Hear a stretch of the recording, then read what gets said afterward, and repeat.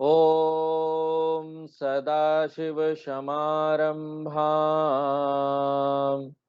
शङ्कराचार्यमध्यमाम् अस्मदाचार्यपर्यन्तां वन्दे गुरुपरम्पराम्।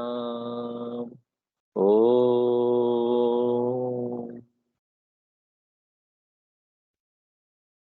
33 नंबर श्लोक पढ़ते हैं।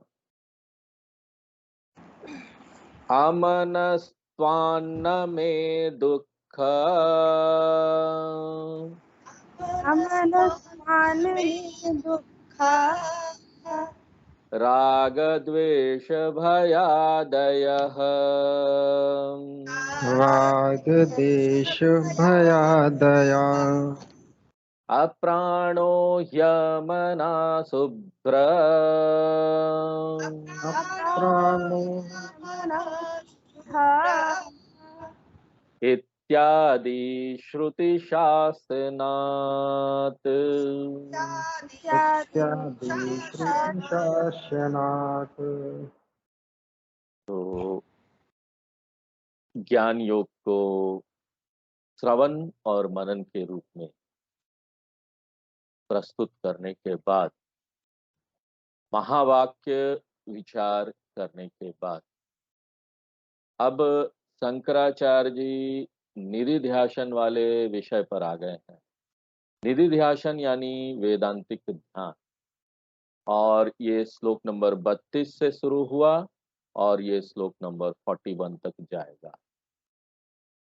तो इससे पहले वाले श्लोक में स्थूल शरीर की बात की, इंद्रियों की बात की, जो श्लोक हमने पिछले क्लास में देखा, और इस श्लोक में हम प्राणमय और मनमय कोश की बात कर रहे हैं।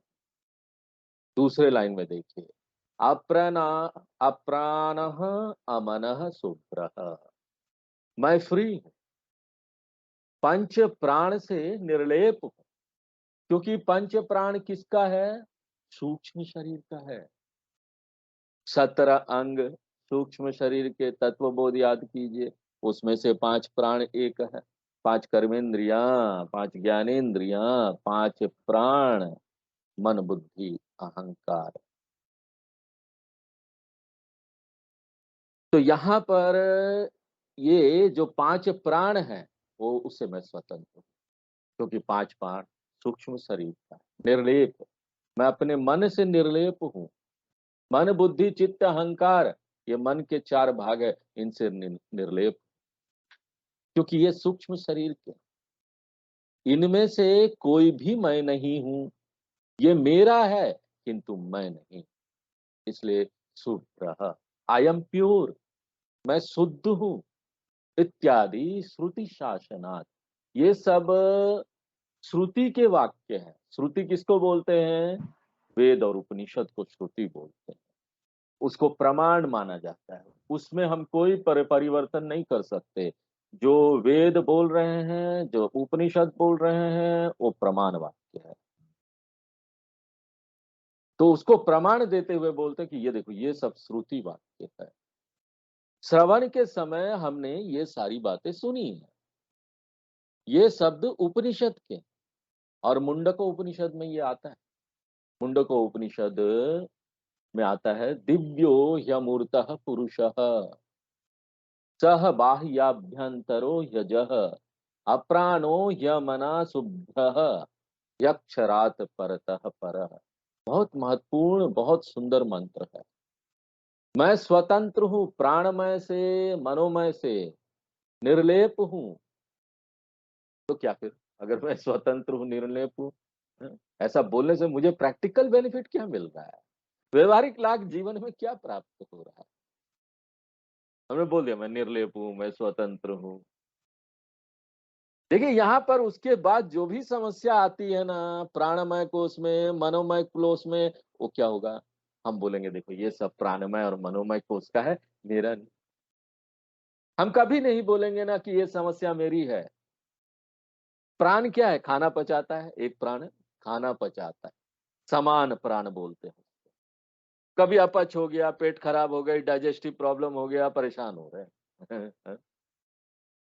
ये मेरा नहीं, उस समय हमको बोलना पड़ेगा ये मेरा नहीं है। ये पाचन समस्या, ये जो पेट खराब हुई, ये मेरा, इनडाइजेशन प्रॉब्लम मेरा नहीं। और ये सब समस्या आएगी क्योंकि कर्म है, प्रारब्ध है। इसलिए ट्राई कीजिए कि शरीर को ठीक ठीक तरीके से हम मैनेज कर पाए, संभाल पाए। जब तक प्रारब्ध यहां पर है, शरीर चलेगा। हमको उसको ठीक ठीक कामकाजी स्थिति में रखना है। चलती का नाम गाड़ी। हमको अपने स्वास्थ्य को मैनेज करना है, रीजनेबल स्वास्थ्य बना रहे। एक ठीक ठीक स्वास्थ्य जरूरी है, ताकि ना हम यहाँ पर अपना कर्तव्य कर सके, अपना ड्यूटी कर सके, और दूसरों को ना समस्या ना दे, दूसरों को दुख ना दे, दूसरों के ऊपर बोझ ना बने। अपना शरीर तो चलता रहे ना कम से कम। ये सारे अनात्मा हैं। ये अनात्मा को हमको रीजनेबली गुड कंडीशन में रखना है। एक रीजनेबली गुड कंडीशन में, अच्छी स्थिति में रखना है। ये याद करते हुए कि हम इसको अच्छी स्थिति में इसलिए नहीं रख रहे हैं क्योंकि हमको यहाँ पर दूसरी, हम सोचते हैं कि ये हम है, इसलिए हम नहीं रख रहे हैं कि हम है। हम इसलिए इसको अच्छी स्थिति में रख रहे हैं कि हम जानते हैं कि ये हम नहीं हैं, लेकिन हमको बाहर में अच्छी तरीके से व्यवहार करने के लिए एक स्वस्थ और अच्छे शरीर की जरूरत है। इसलिए व्यवहारार्थम हम इसका ध्यान रख रहे हैं। लेकिन इनका और मेरा कोई लेना देना नहीं है। अमनस्त्वात्, हम फ्री हैं, अलग है मन से। इसलिए यहाँ पर दुख, राग, द्वेष, भय, मन में जो सब आता है ना, ये मन के धर्म हैं। ये मेरा इससे कोई लेना देना नहीं है। ये नश्वर विचार हैं, आ रहे हैं, जा रहे हैं। यहाँ पर देखिए, ये उदासीनता, ये जो दुख आता है, तनाव आता है, ये क्या है? निराशावादिता, ये सब क्या है? अगर हम सुबह सुबह इनके बारे में इस तरह के विचार अपने मन में लाएंगे, तो पता नहीं आगे क्या होने वाला है पूरा दिन। यही विचार जो उदासीनता वाला है, निराशावादिता वाला विचार है, पहला जो विचार आता है नकारात्मक, उसके ऊपर हम और सोचने लगते हैं। एक सोच के ऊपर दूसरी सोच, दूसरी सोच के ऊपर तीसरी सोच, पूरा दिन क्या बन जाता है? उदासीन और दुखी दिन। क्यों? क्योंकि सुबह सुबह आपने अपने मन को पूरा भ्रमण कराया इन्हीं सब विचारों में। और क्यों ना हो, क्योंकि यहाँ पर तो हमारे बहुत संबंध भी हैं। यहाँ हमारा दामाद है, यहाँ हमारा बेटी है, हमारी बेटी है, बेटा है। कोई भी समस्या आई उस दिन मन में, वो पूरा दिन आपका गया, खत्म, पूरा दिन ही चला गया। पूरा दिन ही उदासीन बना रहा, दुखी बना रहा। ये क्या है? ये गठरी है विचारों की, जो हम अपने मन में ना बनाते हैं, उसको बड़ा करते जाते हैं। यही निर्धारित करता है कि आपका पूरा दिन कैसा जाएगा। छोटा विचार था सुबह का, लेकिन देखन में छोटन लगे, किंतु घाव करे गंभीर। तो शंकराचार्य जी क्या बोलते हैं कि इन सब को क्या देखो, कुछ नहीं, ये तो मन के एक विचार हैं, चल रहे हैं, थॉट पैटर्न है जो मन के हैं, मेरे नहीं है। देखिए, इसकी सुंदरता क्या है? ऐसा करेंगे तो क्या सुंदर बात क्या होगी जीवन। अगर हम इन सब विचारों को वस्तु बना देंगे, वस्तुमय कर देंगे, और खुद साक्षी बन जाएंगे ना, आप देखेंगे ये सारे विचार कमजोर हो जाएंगे। आपके दुख वाले जो विचार है ना, कमजोर हो जाएंगे। तो मैं नहीं हूं, आने दो विचार। ये विचार कब जाकर हमारा दिन खराब करते हैं, हमको दुख देते हैं, उदासीन बना देते हैं? जब इनके साथ कोऑपरेट करते हैं, सहयोग करते हैं।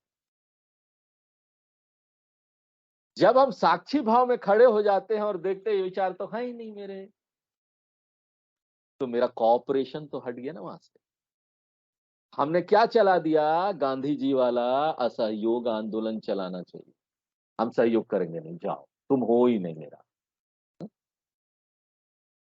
साक्षी भाव यानी नॉन कोऑपरेशन मूवमेंट।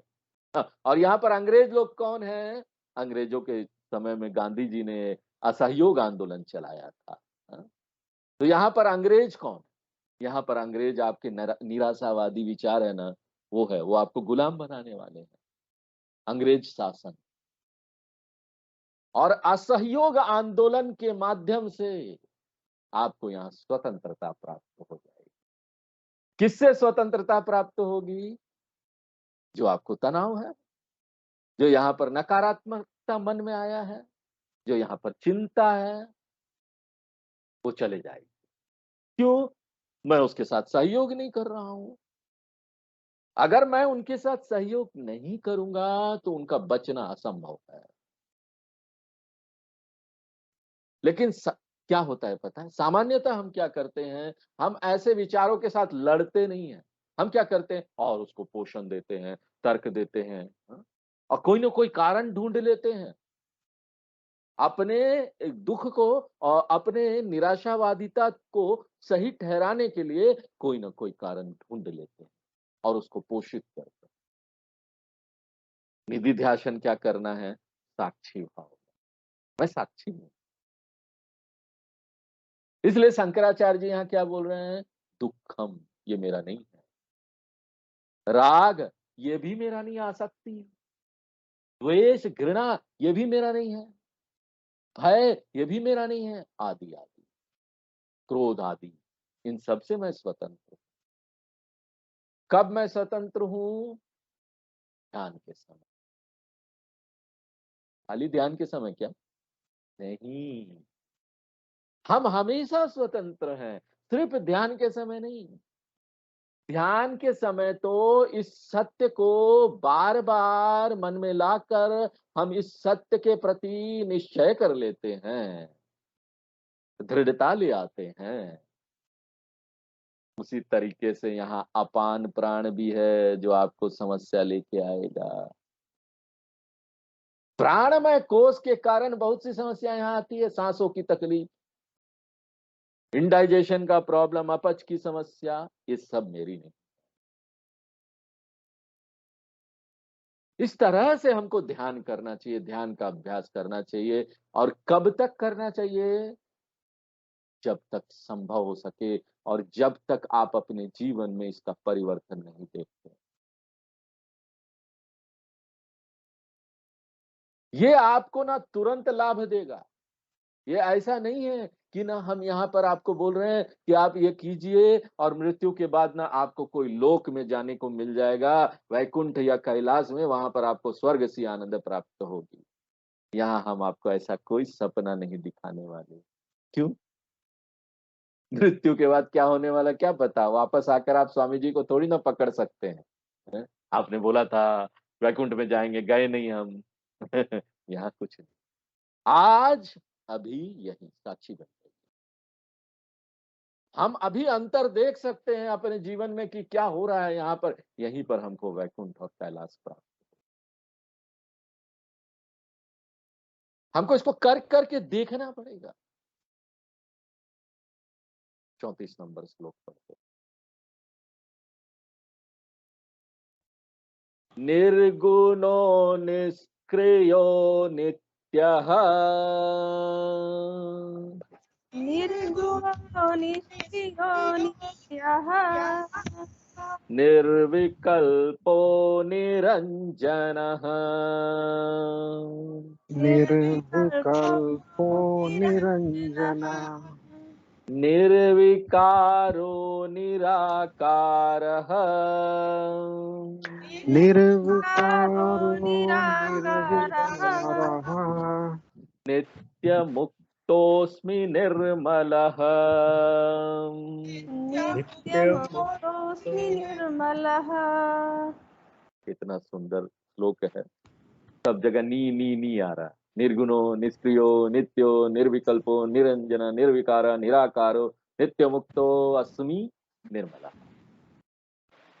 हिंदी में ऐसा कुछ आता है ना तो इसको बोलते हैं अनुप्रास अलंकार का ये उदाहरण है। एक कविता है, चारु चंद्र की चंचल किरणें खेल रही थी जल थल।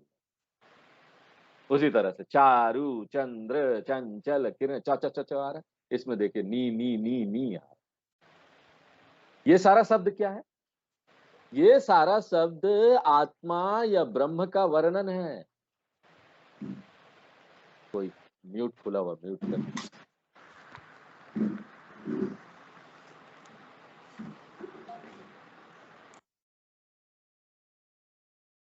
तो ये सारा शब्द आत्मा या ब्रह्म का वर्णन है। और ये सारे शब्द हम जानते हैं। शंकराचार्य जी ने यहाँ पर सिर्फ वही शब्द लिए हैं जिसके बारे में हम जानते हैं। श्रवण मनन में हम अभी सुन चुके हैं, इतने श्लोक सुनते हुए आ रहे हैं। यहाँ पर विशेष बात क्या है? देखिए, ये सब शब्द हम सुन रहे थे, कैसे सुन रहे थे? ये सब ना आत्मा या ब्रह्म के लक्षण है। और ध्यान में हम क्या करेंगे? ध्यान में हम देखेंगे कि ये सारा जो लक्षण है ना, ये मेरी महानता है। हम बड़ा प्रेम कर रहे थे इस संसार से। ये ऐसे ही है, मालूम है? सब यहाँ अच्छा लगता है ना, अच्छा प्रेम करते संसार है। ये कैसा है पता है? झुग्गी झोपड़ी की तरह। झुग्गी झोपड़ी वाले जो लोग हैं ना, उनको वहां का गंध बहुत पसंद है। वो छोड़ते नहीं उस जगह को। सरकार इतना पैसा खर्च करती है, उनको घर फ्री में बना के देती है, अलॉट भी कर देती है। लेकिन क्या करते हैं बाद में? वो सब घर को किराए पर दे देंगे, वापस फिर झुग्गी झोपड़ी में आ जाए। क्यों? प्यार हो गया है, छोड़ते ही नहीं बनता। इसी तरीके से ना हम भी एक स्लम में हैं, झुग्गी झोपड़ी, संसार रूपी झुग्गी झोपड़ी में। छोड़ना नहीं। कुछ समय बाद हमको इसी से प्रेम होने लगता है। आहा, कितना सुंदर संसार। और जब वेदांत में आते हैं, आपको यही बात बताया जाता है कि देखिए आप इन सब से अलग है। हमको बड़ी कठिनता होती है इसको स्वीकार करने में, आदत नहीं है ना। इतने दिनों से तो आदत बनाया इस संसार में रहने की, और इसी जन्म में नहीं बनाया, पिछले कई जन्मों से बनाते चले आ रहे हैं कि हम यही शरीर है, हमारा ये जीवन है, यही सारी चीज है। आपको इसको तोड़ना पड़ेगा। You have to break it. Start telling yourself, अपने आप को बोलना शुरू कर दीजिए। अस्मि बोलना शुरू, अहम अस्मि। यहाँ पर जो अहम अस्मि है, ये बहुत विशेष शब्द है। पूरे श्लोक में एक ही चीज विशेष है बहुत ज्यादा, और वो है अस्मि। मैं हूं ये सब। और वो क्या है ये सब? हर एक शब्द को देखिए, सब आप जानते हैं, पहले हम बता चुके हैं। निर्गुण यानी स्वतंत्र, किसी भी धर्म से। अच्छा खराब जो भी यहाँ हो रहा है, इससे मैं परे निकलता हूं। उसके बाद निष्क्रिय, यहाँ पर जितनी भी क्रियाएं हैं, जो भी कर्म हो रहे हैं, उनसे भी मैं अलग हूं। नित्य हूं, निर्विकल्प हूं, यानी विभाजन रहित। स्थूल और सूक्ष्म शरीर में विभाजन है। स्थूल शरीर में आपको हाथ पांव सब दिखाई देगा, अलग अलग पार्ट्स है। सूक्ष्म शरीर में भी 17 पार्ट्स है। Differences are there. मेरा मन आपका मन एक जैसा नहीं है। कारण शरीर में भी डिफरेंसेस है, अंतर है। और चिदाभास में अंतर है कि नहीं? चिदाभास भी अलग है। क्योंकि चिदाभास कैसा होगा, ये निर्भर करेगा कि रिफ्लेक्टिंग मीडियम कैसा है, जो प्रतिबिंबित माध्यम है वो कैसा है। वो माध्यम अलग अलग हो सकता है, अच्छा खराब। इसलिए शरीर त्रयम और चिदाभास, ये सब क्या है? सविकल्प है। विकल्प यानी पार्ट्स, पार्ट्स के साथ है। और निर्विकल्प क्या है? कोई पार्ट्स नहीं है, एक मूल चैतन्य वो आत्मा, निर्विकल्प है।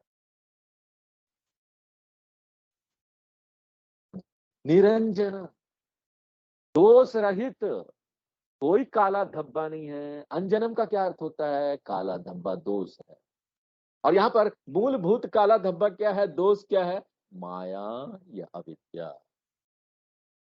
निरंजन का क्या अर्थ हो गया? अविद्या रहित। उसमें अविद्या नहीं।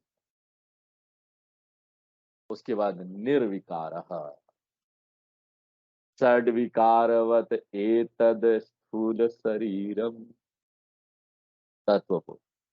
6 विकार है अनात्मा में। निर्विकार यानी कोई विकार उसमें नहीं, कोई परिवर्तन नहीं होता, कोई बूढ़ा नहीं होता, कोई जवान नहीं होता। आत्मा वैसे का वैसे ही, मैं वैसे का वैसे। अब आत्मा नहीं बोलना है, मैं वैसे का वैसे। निराकार, निराकार यानी कोई आकार नहीं। आकाश की तरह, आकाश का कोई आकार है? खाली जगह का कोई आकार नहीं होता। देखिए, ये सिर्फ जप करने के लिए या जल्दी जल्दी ना पाठ करने के लिए नहीं, कड़ कड़ कड़ कड़ कड़ आपने कर लिया। हमको हर एक शब्द को बोलना पड़ेगा, वहीं रहकर ध्यान में ना इस सत्य को देखना पड़ेगा कि ये सत्य है। निराकार है। उसके बाद नित्य मुक्त, ये बहुत महत्वपूर्ण है, क्योंकि हर एक जो विद्यार्थी होता है ना, वो बार बार आके पूछेगा, स्वामी जी मैं ध्यान का अभ्यास कर रहा हूं, इससे क्या मैं मुक्त हो जाऊंगा? आपने ध्यान का अभ्यास करने के लिए बोला है, ध्यान की दीक्षा दी है, हम किसी एक अच्छे दिन इसको शुरू करेंगे, और अगर हम इसका अभ्यास करेंगे तो क्या हम मुक्त हो जाएंगे? एक बड़ा ही महत्वपूर्ण प्रश्न। शंकराचार्य जी बोलते हैं, आप जो ध्यान कर रहे हैं वो किसके लिए है, और क्या ध्यान आप कर रहे हैं? ध्यान आप कर रहे हैं कि मैं ना नित्य मुक्त हूं। और ये जो आनंदित वाला शिष्य है, अभी आनंदित नहीं हुआ है, वो क्या बोल रहा है कि हम कब मुक्त होंगे? हाँ, हमेशा मुक्त हो। हमको सतत यहां देखना है कि मैं ना नित्य मुक्त हूं। ये प्रश्न नहीं पूछना है मैं कब मुक्त होऊंगा। अगर ऐसा प्रश्न पूछ रहा है ना वो शिष्य, तो गुरु को भी ना शिष्य के आगे शरणागति कर देनी चाहिए, क्योंकि यही एक क्षण होगा जब गुरु ना शिष्य को नमस्कार करेंगे, तुमको नमस्कार है भैया। हम यहाँ पर ध्यान कर रहे हैं इस सत्य के ऊपर कि मैं ना हमेशा से ही मुक्त था, हूं और रहूंगा। तो ये प्रश्न कहाँ आता है कि क्या मैं मुक्त हो जाऊंगा ध्यान करने से? नित्य मुक्त। मुक्ति कोई भविष्य की घटना नहीं है जिसका हम वेट करेंगे, इंतजार करेंगे। ये अभी इसी समय एक उपलब्ध सत्य है। नित्य मुक्त अस्मि। उसके बाद निर्मल, सारे दोष और अशुद्धता किस कारण से? अविद्या के कारण से। अविद्या कार्य रहित। निरंजन का अर्थ होता है अविद्या रहित। निर्मला का अर्थ होता है अविद्या कार्य रहित। क्योंकि इससे पहले निरंजन का अर्थ बताया था ना हमने कि अविद्या रहित है। अब इसको भी बोल देंगे कि ये इसमें भी दोष नहीं है। उसको भी बोला था कि निरंजन माने दोष नहीं है, निर्मला भी बोलेंगे दोष नहीं, तो अंतर बताना पड़ेगा ना हमको। तो ये बात है कि निरंजन का अर्थ हुआ कि अविद्या रहित है, निर्मला का अर्थ हुआ कि अविद्या कार्य रहित है। तो मैं यहाँ अज्ञान से स्वतंत्र हूं, और अज्ञान से जो चीजें पैदा होती है, जैसे राग द्वेष है, कर्तृत्वम है कि हम सोच रहे हैं हम यहाँ कर रहे हैं, प्रमातृत्वम है, ये सब चीज, इन सब दोषों से मैं स्वतंत्र हूं। और अहम अस्मि, मैं हूं, ये बहुत महत्वपूर्ण शब्द है। 35 नंबर श्लोक पढ़ते हैं। अहमाकाशवत् सर्वम् अहमाकाशवत् सर्वम् बहिरन्तर्गतोऽच्युतः बहिरन्तर्गतोऽच्युतः सदा सर्वसमसिद्धः सदा सर्वसमसिद्धः निषङ्गो निर्मलोऽचलः निसंगो निर्मलोज्ज्वलः अहम आकाशवत सर्वं बहिरंतर्गतोच्युत सदा सर्व। मैं यहाँ शुद्ध चैतन्य हूँ जो आकाश की तरह सर्वत्र व्याप्त है। मैं यहाँ पर सबके अंदर हूँ, अंदर बाहर सब। जीवित प्राणियों में मैं आत्मा चैतन्य के रूप में अभिव्यक्त हो रहा हूँ, उनके जीवन शक्ति के रूप में अभिव्यक्त हो रहा हूँ। और यहाँ जितनी भी अजीवित प्राणी हैं, जो जड़ चीजें हैं, उसमें मैं किस तरह से अभिव्यक्त हो रहा हूँ? मैं हो रहा हूँ। किस तरह से हो रहा हूँ? उनकी सत्ता के रूप में। यहाँ पर हम हर चीजों को बोलते हैं ना, ये है, हम बड़ी लाइटली लेते हैं। टेबल है, चेयर है, लैपटॉप है। ये है जो है ना, एक सत्ता है, ईजनेस, ये है। इसी को सत्य बोलते, सत्य चित आनंद बोलते हैं। चित यानी जीवन शक्ति अपने अंदर जो है। सत्य यानी दिखता है, वो कोई भी चीज दिखाई देती है ना, है। वो है कैसे, उसको पाइपन कैसे मिला है? इसी आत्मा की मेरी वजह से। सत रूप आत्मा, चिद रूप आत्मा। चिद रूप अंतः, सद रूप बही। अंदर और बाहर दोनों, मैं सर्वत्र व्याप्त हूं। मैं अच्युत हूं, यानी कि मैं कभी यहां आता जाता नहीं हूं। मैं यहां सदा सर्वसम हूं, यानी मैं सब में एक जैसा हूं। यहां पर हीन प्राणी भी एक होगा। कौन है? हीन जीवन जिसमें है। हीन जीवन का मतलब नहीं खराब है, हाँ? हीन यानी उसमें अभिव्यक्ति कम है। जैसे पौधा, पेड़ पौधे हैं। और यहाँ पर श्रेष्ठ प्राणी भी है, देवता लोग। तो बीच में मनुष्य भी आ जाता है। देवता लोग श्रेष्ठ प्राणी। लेकिन चेतनता में कोई श्रेणीकरण नहीं है कि वो हीन है, वो श्रेष्ठ है। ये जो श्रेणीकरण की बात हम करते हैं, ये किसका है? ये या तो स्थूल शरीर का है या सूक्ष्म शरीर का है। आत्मा में कोई ग्रेडेशन नहीं है। हम ये नहीं बोल सकते उसके अंदर का आत्मा अच्छा है, इसके अंदर का आत्मा खराब है। इसलिए ना गीता में भगवान बोलते हैं, समम सर्वेषु भूतेषु तिष्ठन्तं परमेश्वरम विनश्यत स्वविनश्यन्तम यपश्यति शपथयति। 13वें अध्याय का 28वां। सदा सर्वस्व, मैं सब में एक जैसा हूं, uniform. I am same uniform in all. उसके बाद जो दूसरा शब्द है सिद्धा। ये जो सिद्धा शब्द है, बहुत ध्यान से इसको समझिए, क्योंकि सिद्धा शब्द का हम क्या मतलब निकालते हैं? जिसके पास बहुत चमत्कारी शक्तियां हैं, कोई सिद्ध योगी।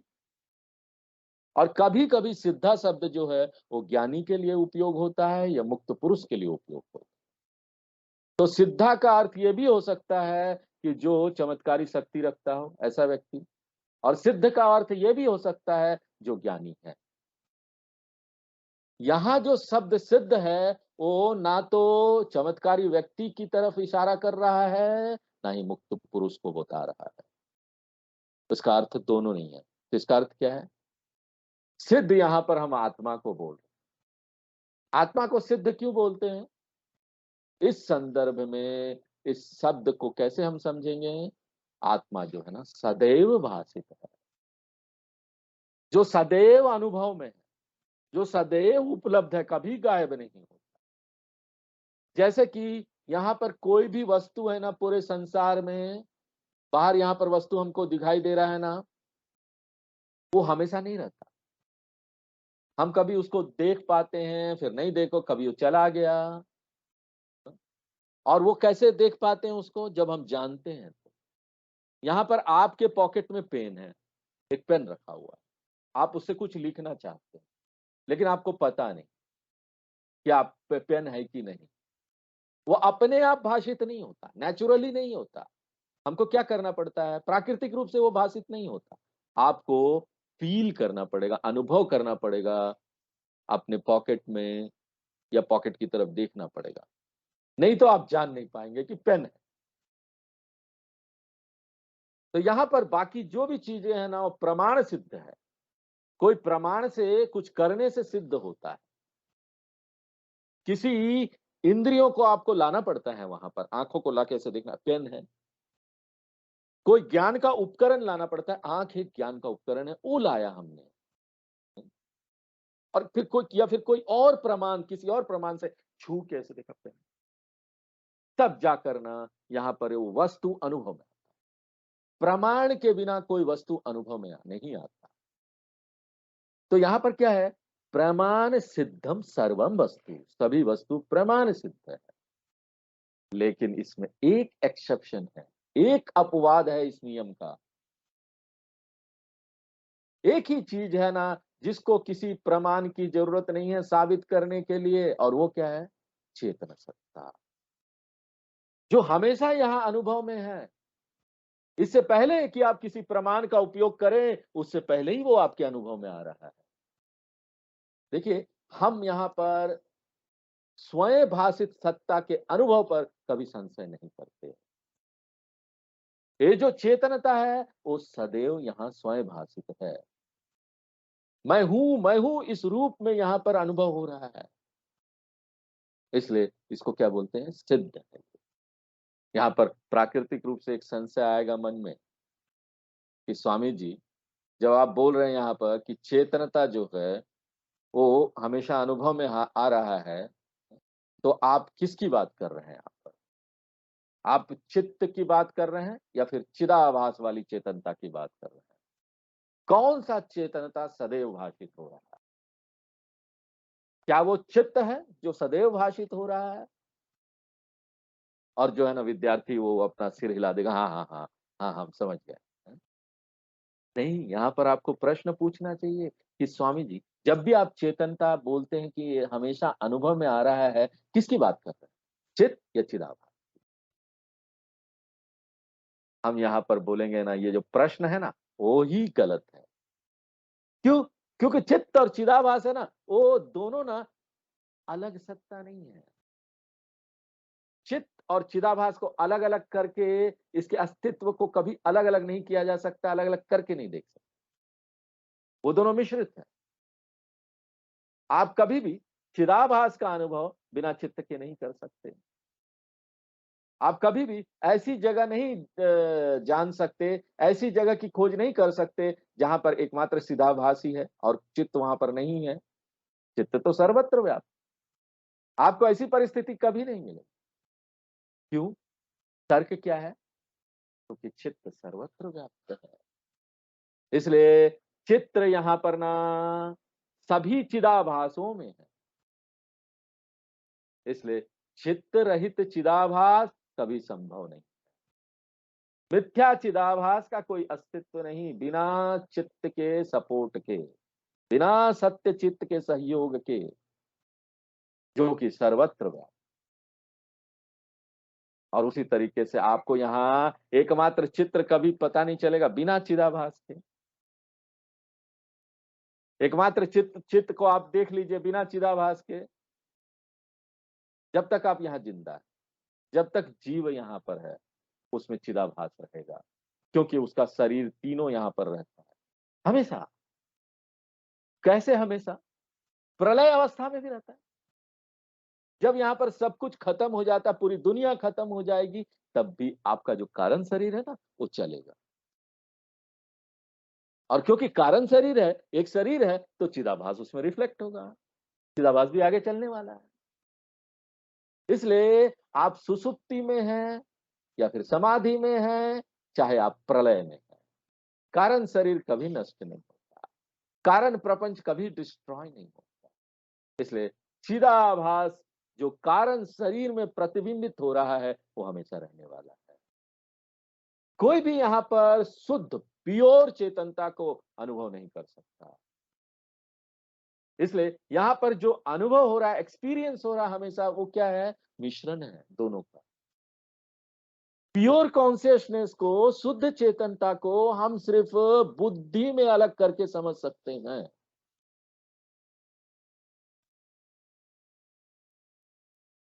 हमको ये समझना पड़ेगा कि यहाँ हमको मिश्रण का अनुभव हो रहा है। चित्त का अनुभव सिर्फ खाली चित्त का अनुभव जो होगा ना, वो अनुभव सिर्फ बुद्धि की समझ है। चित्त और चिदाभास को जो आप अलग अलग करेंगे वो समझ में करेंगे। कोई भी व्यक्ति ऐसी स्थिति में नहीं जा सकता जहां पर एकमात्र चित्त है बिना चिदाभास के, क्योंकि कम से कम कारण शरीर तो यहां रहेगा। बस बात इतना है ना कि जब आप पूरी गहरी निद्रा में चले जाते हैं ना, तो आपको ना एक निकटतम अनुभव होता है शुद्ध चित्त का, नियर अबाउट एक्सपीरियंस होता है सुसुप्ति अवस्था में। क्योंकि सुसुप्ति अवस्था में क्या होता है, चिदाभास जो है ना निष्क्रिय हो जाता है। तो यहां पर ना आपको कोई ऐसी स्थिति यहां पर जब तक आप जिंदा है नहीं मिलेगा जहां पर ना बिना चिदाभास के कोई चीज। लेकिन आपको ये पर स्थिति जरूर मिल सकती है जहां पर ना चिदाभास निष्क्रिय है, सुसुप्ति में है, सोया हुआ है। और आप शुद्ध चित्त का अनुभव, निकटतम अनुभव सोते समय कर सकते हैं, गहरी निद्रा में। यहाँ पर लोग समाधि के लिए कितना मेहनत करते हैं, हमको समाधि प्राप्त हो जाए, और हम यहाँ पर बहस करते हैं वेदांत में समाधि की जरूरत क्या है। क्या जरूरत है समाधि की?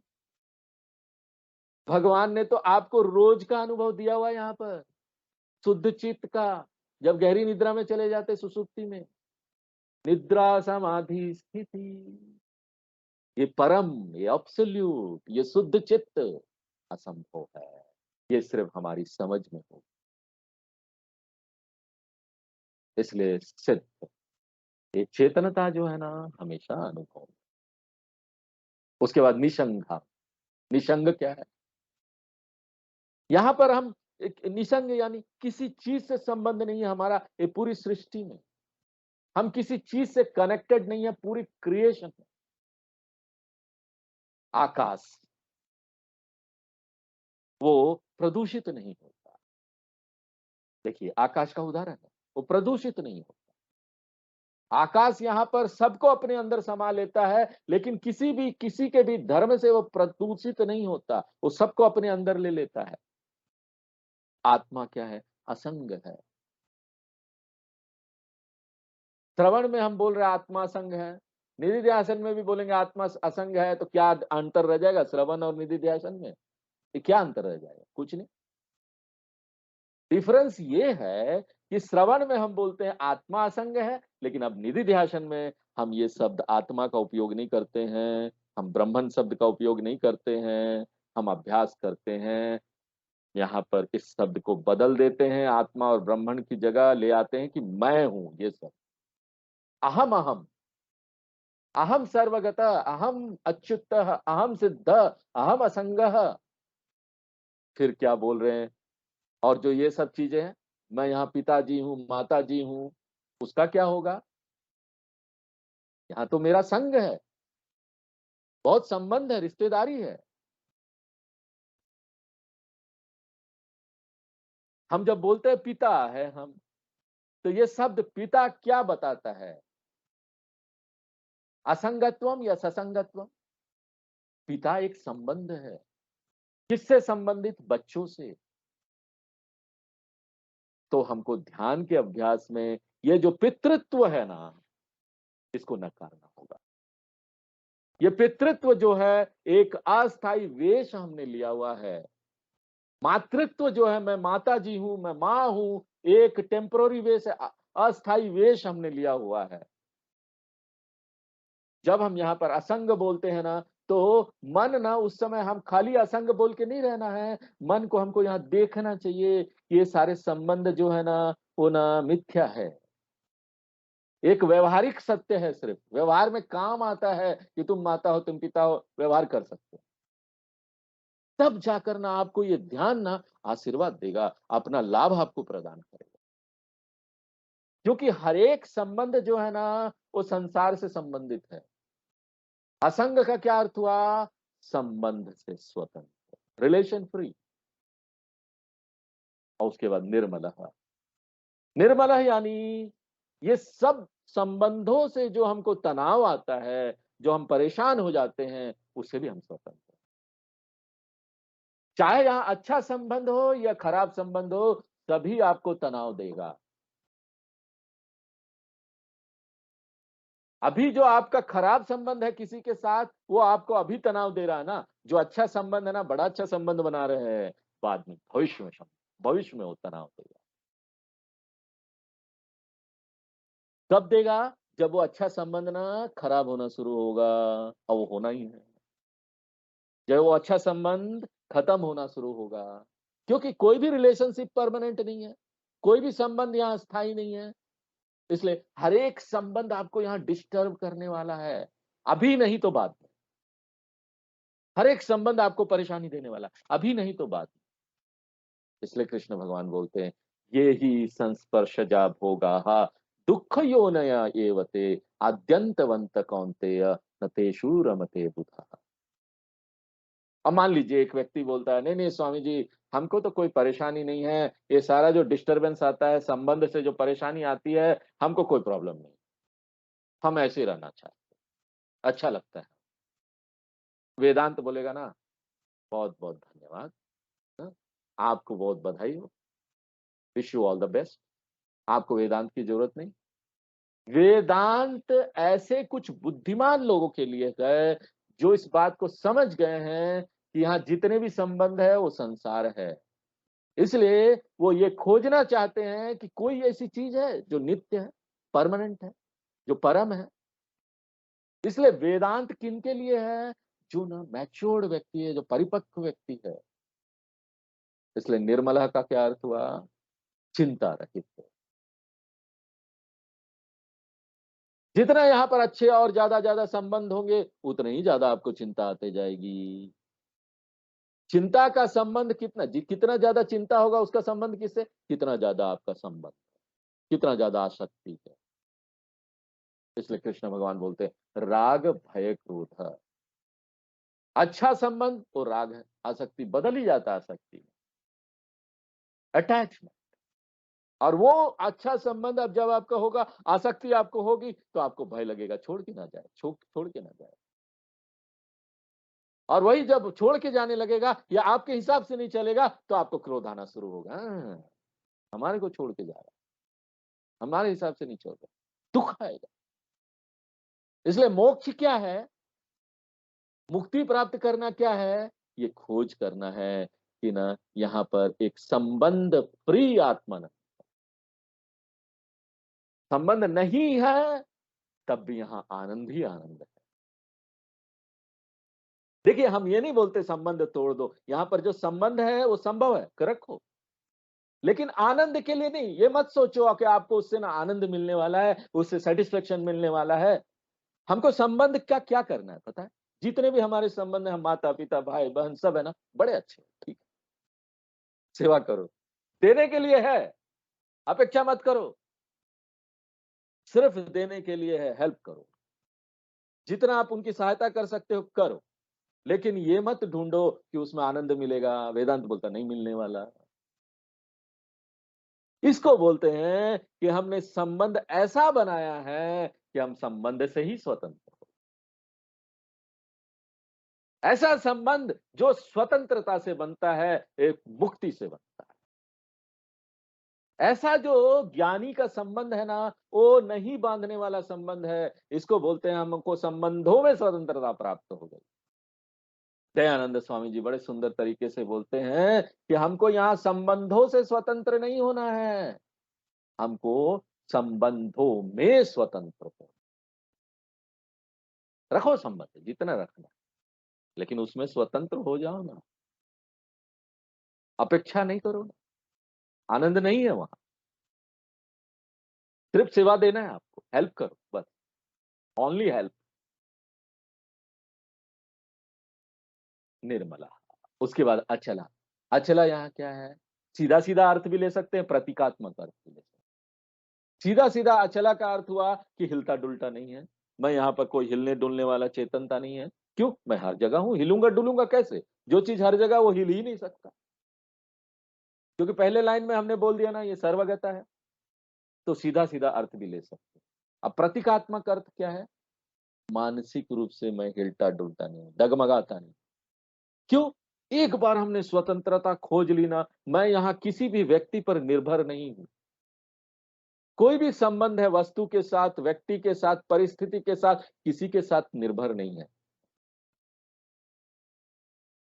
यहां पर संबंध जब हम बोलते हैं ना, इसका क्या अर्थ हुआ? हाँ? निर्भर हो जाना वस्तु, व्यक्ति, परिस्थिति के ऊपर। जब तक ये मानसिक निर्भरता है ना, तब तक ना कोई भी परिस्थिति मेरे मन को ना झटका दे सकती है, डगमगा सकती है। और यहाँ पर ना इसीलिए सतत चिंता बना रहता है कि हम तो उस पर निर्भर है, वो कुछ कर दिया तो, चला गया तो, कुछ कर दिया तो, कुछ ऐसा हो गया तो। अगर हम यहाँ किसी चीज पर निर्भर नहीं है ना, किसी भी घटना पर निर्भर नहीं है ना, तो कोई भी घटना हमको ना यहाँ पर शेक नहीं कर सकती, डगमगा नहीं सकती, हिला नहीं सकती। तो आज हम लोग यहीं पर विराम देते हैं, आगे फिर नेक्स्ट क्लास। पूर्णमदः पूर्णमिदं पूर्णात् पूर्णमुदच्यते पूर्णस्य पूर्णमादाय पूर्णमेवावशिष्यते। ओम शांति शांति शांति।